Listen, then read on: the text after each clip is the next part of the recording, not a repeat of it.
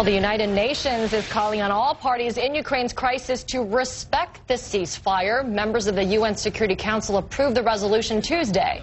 But things got a little testy when the US ambassador to the UN said Russia was creating what she called an upside-down world over Ukraine. Russia's ambassador ended up defending his country. Here's a little bit of that exchange. Listening to her statement, I couldn't help the talk of the upside-down world stuck out. She accused Russia of starting the crisis, but did we topple the illegally elected president throughout all these events that took place in Ukraine a year ago? Russia kept calling for a bloodless political solution. We supported the 21st February agreement. We insisted on its implementation even after the lawfully elected president had been toppled. If Russia is committed to peace, it doesn't need a UN Security Council resolution to prove it. There are actually easier ways to prove it.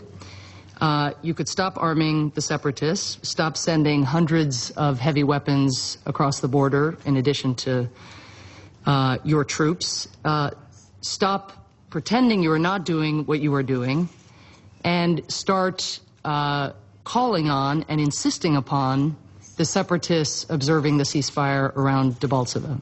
Once again, I ask you, at least in this chamber, don't interfere in our affairs. We'll decide ourselves how to live, what to build, and how to establish dialogue with our own people.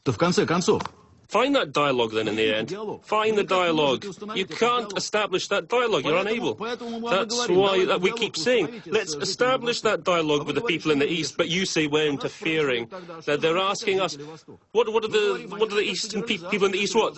We say that people in the East want federalization. So go and find that dialogue. Thank you. It is very difficult to take care of constitution when guns are being pointed at your head.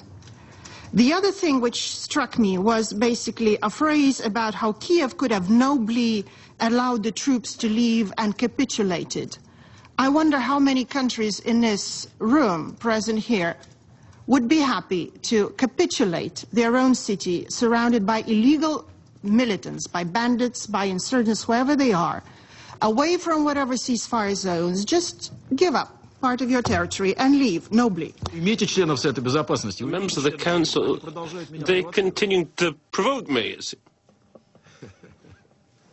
We're not interpreting anything. We're taking the Minsk agreements, we're interpreting it letter by word for word, and we think everyone should read that document word for word and implement it. Extraordinary scenes there in the Security Council. In the end, they agreed enough to vote 15-0 to approve that resolution, of course. No surprise from watching those words that were exchanged.